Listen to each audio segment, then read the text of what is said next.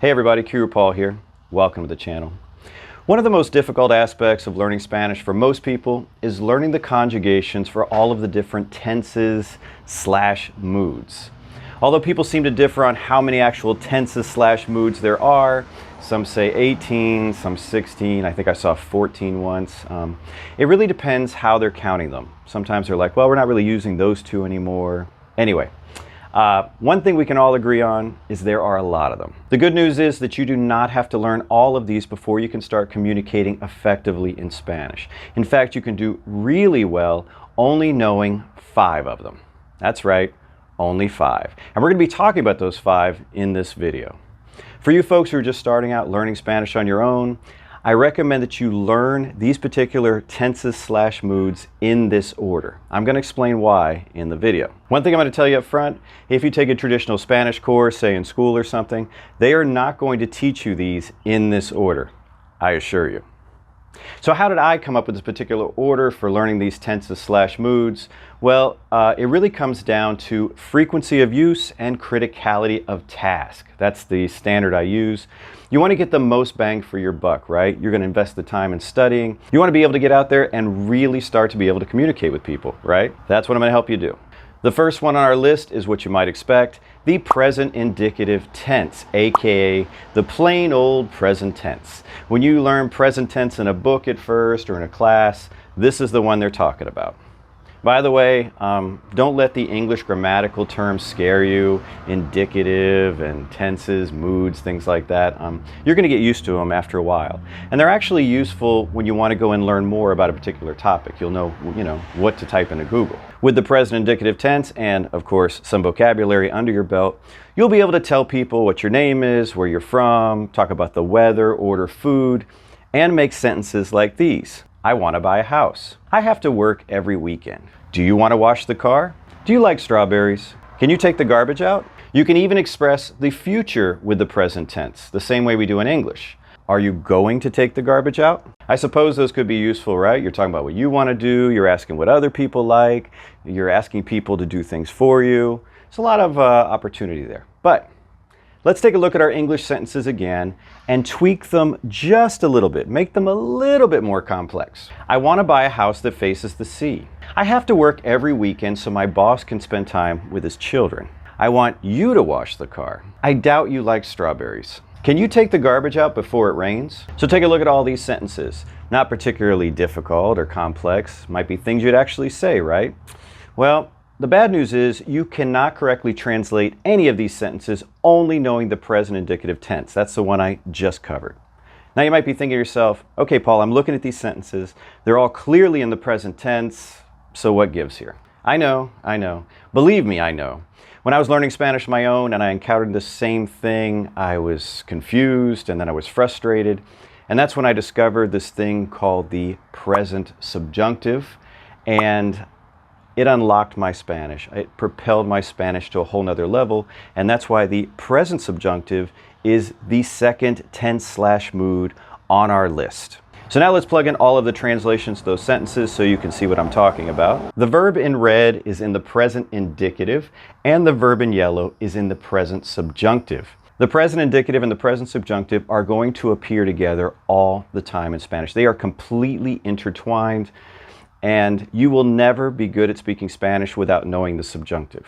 Unfortunately, most traditional Spanish courses do not even mention the subjunctive until the students are around high intermediate level.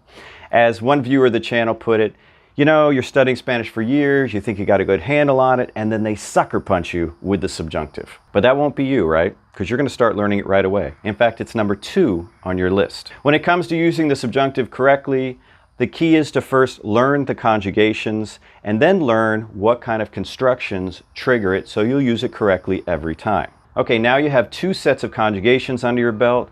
And with the right vocab, you'll be able to say a lot of things. But we still can't talk about things that have already happened. That brings us to our third tense, the preterite, aka the simple past. Spanish has 2 main forms of the past tense, the preterite and the imperfect. You're going to be using the preterite, the one I'm showing you now, the most. It is for completed actions in the past. Here are some examples. What did you do yesterday?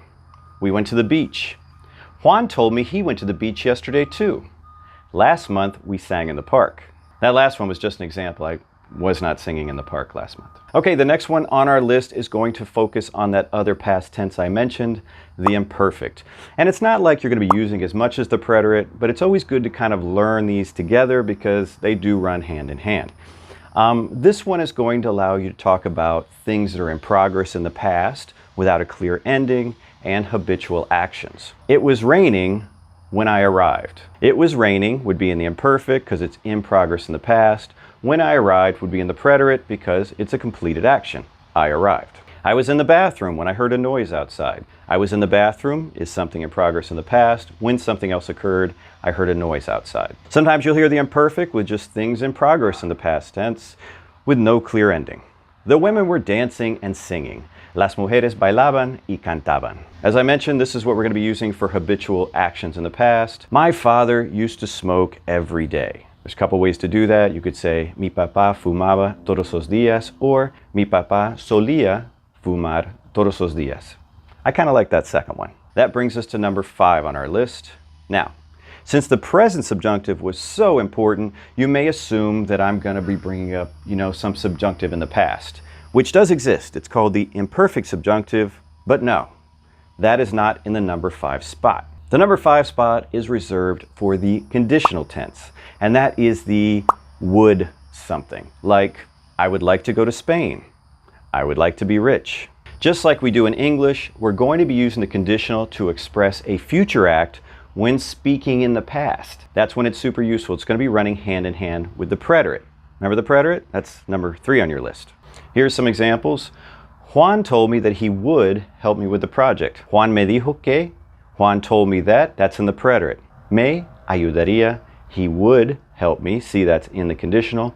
Con el proyecto, with the project. In another video, I talk about a useful technique to become more conversational in Spanish is to think of sentences in little groups of words. And that's kind of how I just broke that down. Juan me dijo que would be like one little group. And then I can think for a second. Me ayudaría. He would help me. Con el proyecto. It's like I have 3 groups of sentences. I'm going to post a link to that other video in the description portion of this video, just in case you're interested with that. Okay, I went off on a tangent. Let me get back on track here. One more example. At that moment, I thought that he would tell me the truth, but he didn't. En ese momento, pensé que me diría la verdad, pero no lo hizo. With just these 5 tenses/moods, you can say a ton of stuff in Spanish. So here they are again. The present indicative, the present subjunctive, the preterite, imperfect, and conditional. If you need some help knowing how to conjugate these particular things, I really recommend going to wordreference.com, and you can type in any verb and then hit this little button to see all the conjugations. If you are using that site and you're looking at the conjugations for whatever verb you typed in, these are going to be the 5 that we covered.